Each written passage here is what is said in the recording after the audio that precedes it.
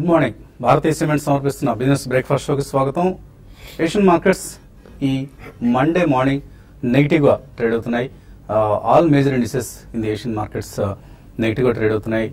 Japanese Nikkei కావచ్చు, Chinese Shanghai కావచ్చు, ఇవన్నీ కూడా నెగిటివ్ గా ట్రేడ్ అవుతున్నాయి. ఎస్టెక్స్ నిఫ్టీ కూడా సుమారుగా 20 పాయింట్ల నష్టంతో ట్రేడ్ అవుతోంది, ఒక వీక్ ఓపెనింగ్ ను ఇండికేట్ చేస్తూ. So last Friday in fact US markets mixed గా క్లోజ్ అయ్యాయి. డౌ జోన్స్ స్వల్ప లాభాలతో, నాస్డాక్ మాత్రం నష్టాలతో ముగిసింది.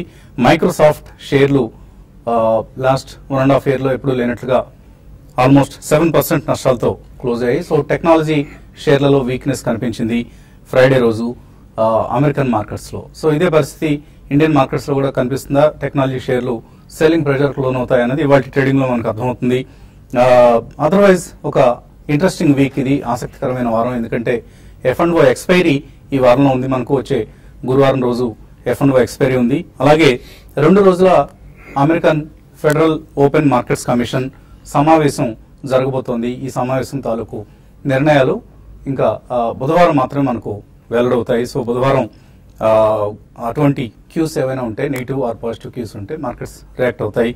సో ఎక్స్పైరీ, FOMC డెసిషన్ కు reaction and of course earnings season కొనసాగుతోంది. ఎర్నింగ్స్ సీజన్ ఇటువంటి సర్ప్రైజెస్ ను ఇస్తుంది అన్నది వేచి చూడాలి. రిలయన్స్ ఇండస్ట్రీస్ మాత్రం యాజ్ యూజువల్ ఫ్రైడే రోజు ఒక చక్కటి పెర్ఫార్మెన్స్ ను లాస్ట్ ఫ్యూ క్వార్టర్స్ లో ప్రకటించినట్లుగానే ఒక మంచి రిజల్ట్ ని ప్రకటించింది. Of course Reliance is a non performing stock. Result కి పాజిటివ్ గా అయినా నెగిటివ్ గా అయినా కొద్దిగా మూవ్ అవుతుంది, తర్వాత మళ్ళీ యథావిధిగా దాని టెక్నికల్స్ ప్రకారం అది మూవ్ అవుతూ ఉండే కౌంటర్ ఇది. లాస్ట్ 5 years లో మనం చూస్తే రిలయన్స్ ఇండస్ట్రీస్ ఎటువంటి రిజల్ట్ ను ఇవ్వలేదు, ఎటువంటి రిటర్న్ ఇవ్వలేదు. Almost absolutely 0 returns from Reliance in the last 5 years. So ఇటువంటి ఒక ముద్దావతారం స్టాక్ లాంటిదని అనుకోవచ్చు మనం. ఇక మిగిలిన కంపెనీస్ మాత్రం రిజల్ట్స్ కు అనుగుణంగా కదులుతూ ఉంటాయి. ఒక ఓల్డ్ ఎకానమీకి సంబంధించిన రిజల్ట్స్ ఎన్నో ఈ వారంలో వెలువడబోతున్నాయి. ఇటు బ్యాంక్స్ లైక్ ఐసిఐసిఐ, యాక్సిస్ లాంటి వాటి దగ్గర నుంచి ఇతర PSU stocks and other old economy related stocks like metals, ఇటువంటి కౌంటర్స్ నుంచి రిజల్ట్స్ రాబోతున్నాయి. అండ్ లాస్ట్ ఫ్రైడే మనం మరొక వీకెండ్ లో వచ్చిన రిజల్ట్ M&M ఫైనాన్స్ ఒక టర్న్ అరౌండ్ పెర్ఫార్మెన్స్ చూసాం మనం. సో మేబీ ఫైనాన్షియల్ సెక్టర్ ఇక్కడతో వర్స్ట్ అయిపోయింది. NPAల బెడద కొంతవరకు ఆగింది. ఇక్కడ నుంచి కొంత పెర్ఫార్మెన్స్ ఓరియంటెడ్ సెక్టర్ కాబోతోంది అన్న ఇంప్రెషన్ మార్కెట్స్ లో కనిపిస్తుంది. అదర్వైజ్ F&O ఎక్స్పైరీ ఉంది కాబట్టి టెక్నికల్ ఫ్యాక్టర్స్ చాలా పనిచేస్తాయి. ఓపెన్ ఇంట్రెస్ట్ ఎటువంటి వాటిలో ఉంది, ఎటువంటి వాటిలో ఎక్కువగా ఉంది, రోలోవర్స్ ఏ సెక్టర్స్ లో ఏ స్టాక్స్ ఎక్కువగా ఉన్నాయి, ఇటువంటివన్నీ కూడా రాబోయే రోజుల్లో at least next 3 to 4 days markets లో మనకు ప్రభావం చూపించబోతున్నాం సార్. మేబీ ఒక మైల్డ్ టు స్ట్రాంగ్ కరెక్షన్ సిద్ధంగా ఉందని కూడా అనుకోవచ్చు మనం. ఎందుకంటే చాలా ఎక్కువ లాంగ్ పొజిషన్స్ ఉన్నాయి మార్కెట్ లో. సో ఈ లాంగ్ పొజిషన్స్ ను పేరప్ చేసుకోవడం వల్ల, లేదా ఫ్రెష్ గా ఎవరైనా షార్ట్ పొజిషన్స్ తీసుకోవడం. ఎందుకంటే మనం మార్చ్ నెల ఒక ఎక్స్ట్రాడినరీ సిరీస్ చూసాం, ఏప్రిల్లో డీసెంట్ పెర్ఫార్మెన్స్ చూసాం. ఇక ఇంత 2 నెలలు వరుసగా మార్కెట్స్ బాగా పెర్ఫార్మ్ చేసిన తర్వాత మేబీ మేలో cell in may go away అంటూ ఒక సామెత కూడా ఉంది. సో ఆ నానుడిని నిజం చేస్తూ మార్కెట్స్ లో కొంత సెల్లింగ్ వస్తుందా మే సిరీస్ లో అన్నది వెయిట్ చూడాలి. అదర్వైజ్ 8,000 కాల్లో హైయెస్ట్ ఓపెన్ ఇంట్రెస్ట్ మనకు కనిపిస్తుంది. అలాగే 7,800 పుట్ ఆప్షన్ లో కూడా ఎక్కువ ఓపెన్ ఇంట్రెస్ట్ కనిపిస్తుంది. సో ఈ రేంజ్ లో అంటే మనం మేబీ 7850 అండ్ 7950 ఈ మధ్యలో F&O ఎక్స్పైరీ ఉండే అవకాశం ఉంది. ఎందుకంటే మనం ఎప్పట్లాగే 8,000 సమీపంలో, ప్రత్యేకించి 7950 ఈ సమీపంలో చాలా స్ట్రాంగ్ రెసిస్టెన్స్ చూసాం చాలా సందర్భాల్లో. అదే పరిస్థితి ఇప్పుడు కూడా మనకు కనిపిస్తుంది. మేబీ 7850, 7950 మధ్యలో బహుశా ఎక్స్పైరీ ఉండే అవకాశం ఉంది. అదర్వైజ్ మాన్సూన్స్ ప్రోగ్రెస్ చూస్తే IMD ఇండియన్ మెట్రలాజికల్ డిపార్ట్మెంట్ మళ్ళీ స్పష్టం చేసింది, జూన్ మొదటి వారంలో కేరళ తీరాన్ని మాన్సూన్స్ ఋతుపవనాలు తాకే అవకాశం ఉంది అంటూ. సో మేబీ ఎక్స్పెక్టెడ్ లైన్స్ లోనే మాన్సూన్ ప్రోగ్రెస్ అవుతుంది. అండ్ ఇండివిజువల్ స్టాక్స్ యాక్షన్ కొనసాగుతుంది. JNK బ్యాంక్ లాంటివి మనం లాస్ట్ ఫ్రైడే చూసాం, భూషణ్ స్టీల్ లాంటివి, అలాగే రిలయన్స్ కమ్యూనికేషన్స్, హోటల్ లీలా, పంజాబ్ నేషనల్ బ్యాంక్ ఇలాంటి మిడ్ క్యాప్ స్టాక్స్ లో అవుట్ పెర్ఫార్మెన్స్ చూసాం. సో ఇటువంటి అవుట్ పెర్ఫార్మెన్స్ మిడ్ క్యాప్స్ లో కొనసాగే ఛాన్సెస్ ఉన్నాయి. ఒకవేళ ఇండిసెస్ కన్సాలిడేట్ అయ్యి ఎటు వెళ్ళలేని పరిస్థితుల్లో మిడ్ క్యాప్స్ లోనే ఎక్కువ యాక్షన్ కేంద్రీకృతం అయ్యే అవకాశం మనకు స్పష్టంగా కనిపిస్తోంది. ఇక ఈ వారంలో 2 IPOs ఉన్నాయి, Ujjivan financial services and Thyro care technologies. ఈ 2 పైపైన చూస్తే 2 ఇష్యూస్ కూడా బాగానే ఉన్నాయి, అనుకూలంగానే ఉన్నాయని చెప్పుకోవచ్చు. ఇంకొంచెం టైం ఉంది కాబట్టి మనకి ఎలాగూ 27th ఒక ఇష్యూ, 28th ఒక ఇష్యూ ఓపెన్ అవుతున్నాయి. సో ఇంకా టైం ఉంది కాబట్టి ప్రాస్పెక్టస్ ను డీటెయిల్డ్ గా విశ్లేషించిన తర్వాత TV5 మీకు రికమెండ్ చేస్తుంది ఈ 2 ఇష్యూస్ కు అప్లై చేయొచ్చా లేదా అన్నది. రేపటి వరకు వెయిట్ చేద్దాం. మార్కెట్స్ పరిస్థితి గురించి మాట్లాడేందుకు అనలిస్ట్ మనతో సిద్ధంగా ఉన్నారు. So brand new week and fag end of April లో ఉన్నాం మనం. సో ఎటువంటి మూవ్స్ మీరు ఎక్స్పెక్ట్ చేస్తున్నారు మార్కెట్? బేసికలీ మార్కెట్ ఒక పాజ్ మోడ్ లో ఉందని చెప్పొచ్చండి. అంటే మన కన్సాలిడేషన్ అనొచ్చు, పాజ్ అనొచ్చు, బట్ రియాక్షన్ లేకుండా ఆల్మోస్ట్ 1000 పాయింట్స్ ప్లస్ నిఫ్టీ పెరిగింది కాబట్టి డెఫినెట్లీ ఈ మూవ్ అనేది మనం ఎక్స్పెక్ట్ చేయొచ్చండి. ఇట్ కెన్ బి కొంచెం ఎక్స్టెండెడ్ లల్నెస్ ఉండొచ్చండి. ఈవెన్ మేలో కూడా అంత ఆశాజనకంగా ఉండకపోవచ్చు. బట్ డిక్లైన్స్ లో మాత్రం కొనుగోళ్లు చేస్తూనే ఉన్నారని చెప్పాలి. Either it's HNIs or domestic institutions or ఎఫ్ఐస్.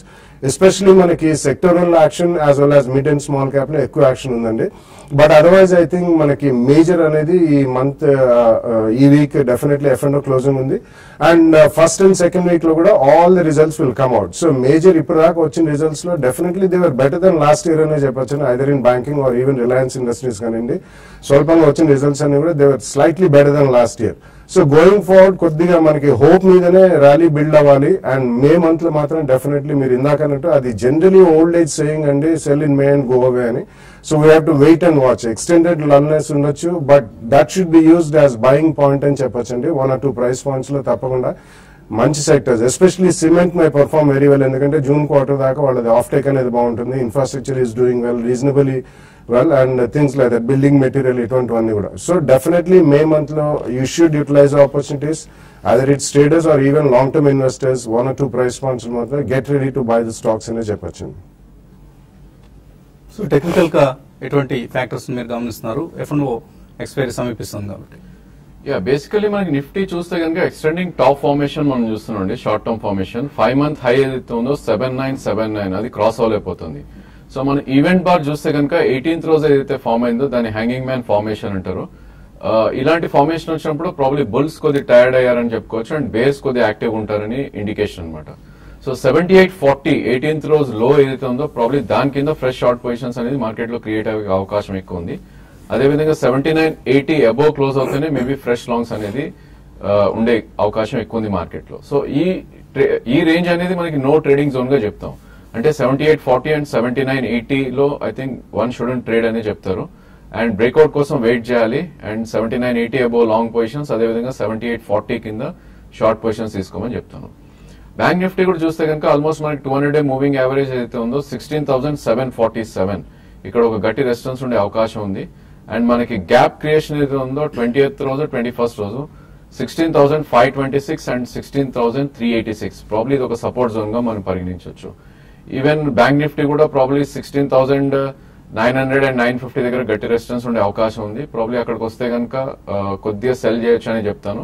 అదేవిధంగా ఒక 300-350 పాయింట్స్ పడితే కనుక ప్రాబ్లీ షార్ట్ టర్మ్ ట్రేడర్స్ ఎవరైతే ఉన్నారో లాంగ్ వెళ్ళొచ్చు అని చెప్తాను. మనకి ఐ థింక్ ఇండివిజువల్ స్టాక్స్ చూస్తే కనుక probably metals and cement space కొద్దిగా పర్ఫార్మ్ చేస్తుంది. ఇన్ఫాక్ట్ టెక్స్టైల్ స్పేస్ కూడా కొద్దిగా పర్ఫార్మ్ చేస్తున్నాయి.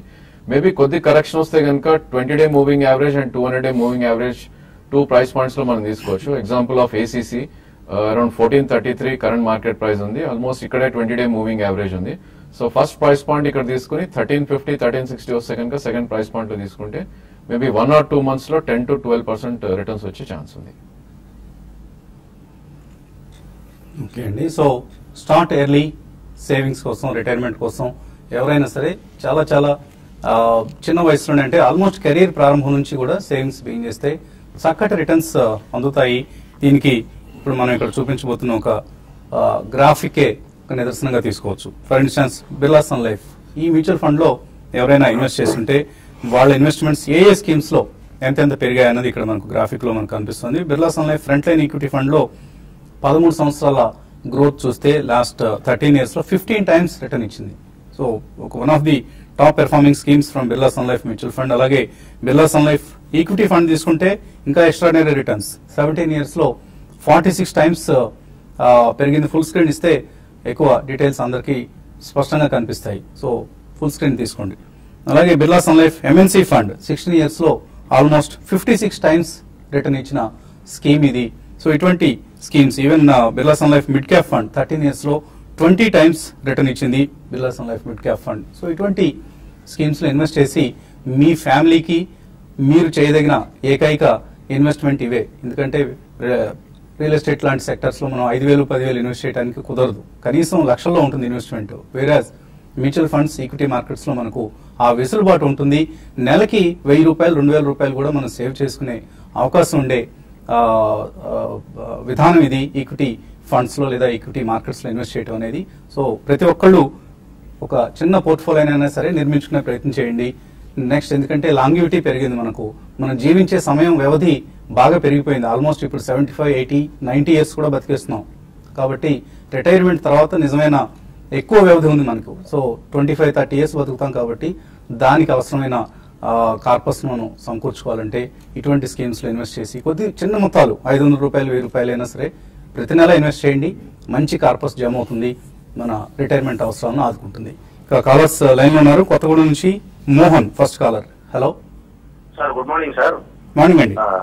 సార్, లాస్ట్ వీక్ నేను ఎఫ్ఎన్ఓ ఫ్యూచర్స్ లో యూబీఎల్ లో 772 చూస్తున్నానండి. ఓకే. కానీ ప్రస్తుతం అది నష్టాల్లో ట్రేడింగ్ అవుతుంది. అది ప్రస్తుతం ఇవాళ రేపు చూసి ఎగ్జిట్ కమ్మంటారా, లేకపోతే ఈ రోజు ఎగ్జిట్ అవ్వమంటారా? యునైటెడ్ బ్రూవరీస్ పరిస్థితి. ఈ స్టాక్ చూస్తే కనుక 3 months లో ఏదైతే ఉందో అది బ్రేక్అవుట్ అని చూసామండి. 752 3 months లో అనమాట. మొన్న ఫ్రైడే రోజు 747 లో రావటం చూసాం. సో ఇలాంటి స్టాక్స్ మేబీ పుల్ బ్యాక్ ఎక్కువ రాకపోవచ్చు. మీరున్న పొజిషన్ డెఫినెట్లీ 740 కింద స్టాప్ లాస్ పెట్టి హోల్డ్ చేయండి. పుల్ బ్యాక్ వస్తే కనుక ప్రాబ్లీ 779 అండ్ 785 దాకా రావచ్చు, అంతకు మించి రాకపోవచ్చు. సో అక్కడికి వస్తే కనుక మీ లాంగ్ పొజిషన్ ఎగ్జిట్ అవ్వండి.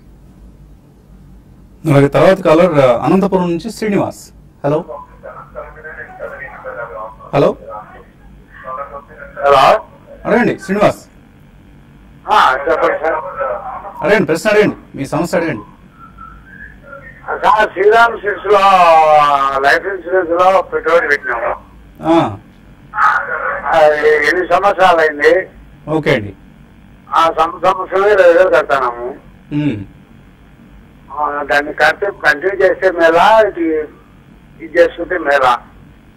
చూసారా మనం ఎటువంటి అజ్ఞానంలో ఉన్నామో. మీరు శ్రీరామ్ చిట్స్ అంటున్నారు, ఇన్సూరెన్స్ అంటున్నారు, కొన్ని సంవత్సరాలు కట్టారంటున్నారు. ఏ స్కీమ్ లో ఇన్వెస్ట్ చేశారో కూడా మీకే అర్థం కాని పరిస్థితి. మీరే కాదండి, అందరం చాలా మంది ఇటువంటి అయోమయ అవస్థలో ఉన్నాం.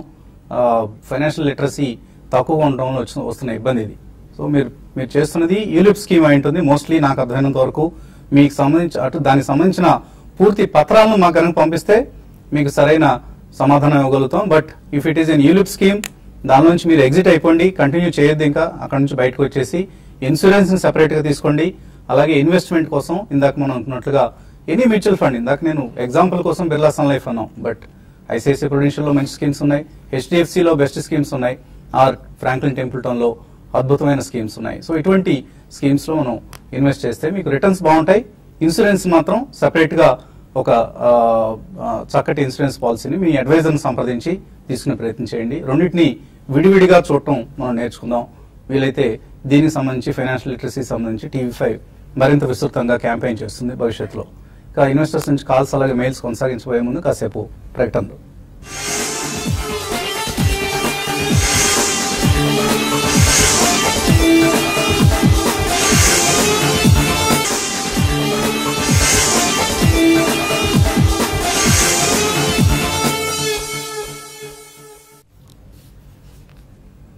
సో బ్రేక్ సమయంలో ఒక ఆసక్తికరమైన అంశాన్ని ప్యానెల్ చర్చించుకుంటున్నాం.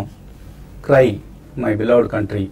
సాక్షాత్తు supreme court chief justice Thakur గారే కంటతడి పెట్టిన సందర్భం. ఏదో ఒక ఎమోషన్తో పెట్టింది కాదు అది. There is lot of story behind it. So మన దేశంలో కోర్టుల్లో కేసులు ఎన్నో ఏళ్లుగా పెండింగ్ లో అపరిష్కృతంగా ఉన్న సందర్భాన్ని పురస్కరించుకుని ఆయన సాక్షాత్తు ప్రధానమంత్రి ముందే కంటతడి పెట్టారు. ఈ దేశంలో ఒకవైపు judiciary staff over burdened with cases, అలాగే ఈ దేశ ప్రజలకు న్యాయం జరగడం లేదు, వాళ్ళ కోర్టుకు వెళ్తే న్యాయం జరుగుతుందన్న నమ్మకాన్ని వాళ్ళు కోల్పోయారు అన్న అంశాన్ని స్పష్టం చేస్తూ మేబీ దేశ ప్రజలందరూ ఆలోచించాల్సిన అంశం ఇది. నిజంగా అది ఆయన ఒక్కరి సమస్య కాదు, ఇది కాదు కదా, అందరికీ తెలుసు. సో అందరం ఎదుర్కొంటున్నాం. నాకు కూడా ఒక కేసు కోర్టులో అపరిష్కృతంగా ఉంది. సో ఇటువంటి పరిస్థితిని మనం ఎలా అవాయిడ్ చేయాలో అందరం కలిసి నిర్ణయించుకోవాల్సిన సమయం ఇది. నిజామాబాద్ నుంచి రాజేంద్ర ప్రసాద్ లైన్ లో ఉన్నారు. హలో సార్, నేను జెడ్ తీసుకున్నాను సార్, 770 ఓకే రూపీస్ లో. దాన్ని ఇంకా హోల్డ్ చేయమంటారా సార్, లేకుంటే ఎట్లా? జెట్ ఎయిర్వేస్ ఏంటి ట్రేడింగ్ పొజిషన్ ఇది? అవును సార్, ట్రేడింగ్ చేస్తున్నాం సార్. అయితే మరి దాన్ని హోల్డ్ చేయమంటారు సార్? టెక్నికల్ ఎలా కనిపిస్తుంది జెట్ ఎయిర్వేస్? జెట్ ఎయిర్వేస్ చూస్తే కనుక probably about 20-day moving average ఉన్నంత కాలం ప్రాబ్లీ స్ట్రాంగ్ గా ఉండే ఛాన్సే ఎక్కువ ఉందండి. మొన్నటి స్వింగ్ హై ఏదైతే ఉందో 647 దాటితే మేబీ మళ్ళా 675, 680 వెళ్ళే ఛాన్స్ ఉంది. బట్ ఐ థింక్ ఇలాంటి స్టాక్స్ కొద్ది హై బీటా స్టాక్స్ కాబట్టి మీరు స్టాప్ లాస్ అనేది పెట్టుకోవాలి. 578 కింద క్లోజింగ్ బేసిస్ లో మీరు స్టాప్ లాస్ పెట్టుకుని 675 వరకు రన్ చేయొచ్చు అని చెప్తాను. తర్వాత కాలం నర్సరావుపేట నుంచి శివశంకర్. హలో. Hello sir. అడగండి Shivashankar. Sir good morning sir. Morning sir. ఇప్పుడు షేర్ మార్కెట్ గురించి తెలుసుకొని మేము ఇన్వెస్ట్మెంట్ చేయడానికి ఆలోచిస్తున్నాము. దానికి సంబంధించి బయర్స్ కూడా మేము మీట్ అయ్యాము. దానికి సంబంధించి ఇక్కడ షేర్ మార్కెట్ బయర్స్ ఉంటాను కొంతమంది గుంటూరులో ఆఫీస్ ఒకటి ఉంటే దాని దగ్గర వెళ్ళి సారాలను కలిసి మాట్లాడాము. దాని గురించి మీ దగ్గర ఒక సలహా తీసుకుందాం అని చెప్పి ఫోన్ చేశాం సార్. అసలు షేర్ మార్కెట్ లోకి మనం వెళ్ళొస్తా వెళ్ళకూడదు? ఏం చేస్తుంటారు శివశంకర్ గారు మీరు? నేను ప్రెసెంట్ కాంట్రాక్టర్ వర్క్ అన్నా సార్. కాంట్రాక్టర్ బాగా ఎంత పెద్ద కాంట్రాక్టరా చిన్న సైజా? లేదు సార్, మీడియం సార్. మీడియం గా చేస్తున్నారు. బాగా సంపాదించారా డబ్బులు? ఏం లేదు సార్, మామూలుగానే గడుస్తా ఉంది. మామూలుగానే. ఎంత ఏజ్ అండి మీ ఏజ్ ఎంత? నా ఏజ్ 28 సార్. 28. ఓ, ఇంకా చాలా యంగ్ ఏజ్ లో ఉన్నారు. అవును సార్. పెళ్ళైందా? పిల్లలా? మ్యారేజ్ అయిందా? అయింది సార్, మ్యారేజ్ అయింది. ఇద్దరు పాపలు కూడా ఉన్నారు. సో రైట్ ఏజ్, మంచి సమయంలో మీరు ఇలా ఇటువంటి ఇన్వెస్ట్మెంట్ నిర్ణయం తీసుకుంటున్నారు. నెలకి ఎంత ఇన్వెస్ట్ చేయగలరు మీరు? నెలవారీగా ఇన్వెస్ట్ చేయగలరా? నెలవారీగా చేస్తాం సార్. ఒక 5 నుంచి 10,000 మినిమం స్టార్ట్ చేద్దామని చెప్పి ఆలోచనలో ఉన్నాము. Good idea. చక్కగా మ్యూచువల్ ఫండ్స్ లో ఇన్వెస్ట్ చేయడం స్టార్ట్ చేయండి. మీరు అన్నట్లుగా గుంటూరులో బయర్స్ అన్నారు, బయర్స్ కాదని స్టాక్ బ్రోకర్స్ అంటారు. బహుశా ఒక బ్రోకింగ్ ఆఫీస్ వారిని మీరు సంప్రదించి ఉంటారు. బట్ దానికంటే కూడా మీరు మ్యూచువల్ ఫండ్స్ మార్గాన్ని ఎంచుకోండి. ఇక్కడ నుంచి రెగ్యులర్ గా క్రమం తప్పకుండా SIP అంటారు, సిస్టమాటిక్ ఇన్వెస్ట్మెంట్ ప్లాన్. సో అలా ఇంతకుముందు మన పర్సనల్ ఫైనాన్స్ అనలిస్ట్ బాలరాజు గారు చెప్పేవారు, 15 సంవత్సరాల పాటు 15,000 నెలకి ఇన్వెస్ట్ చేస్తే 15% రిటర్న్ ఇచ్చే ఇన్స్ట్రుమెంట్ లో 1 కోటి రూపాయలు జమ అవుతాయి. సో మీరు ఇంకా 28 సంవత్సరాలే కాబట్టి కనీసం ఒక 25-30 సంవత్సరాలు ఇన్వెస్ట్ చేయగలిగిన ఏజ్ ఉంది మీకు.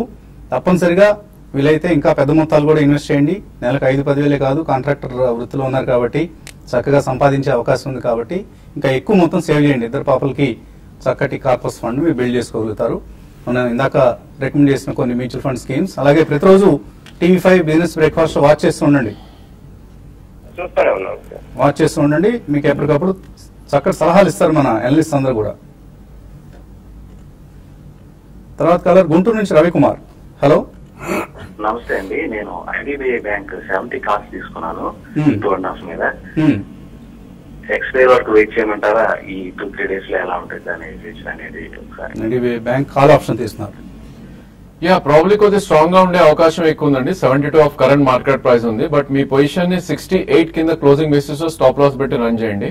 అండ్ ఇది మొన్నటి హై 74 దాటితే కనుక 77 నుంచి 78 దాకా వెళ్లే అవకాశం ఉంది. అక్కడ మీరు ప్రాఫిట్స్ బుక్ చేసుకోవచ్చు.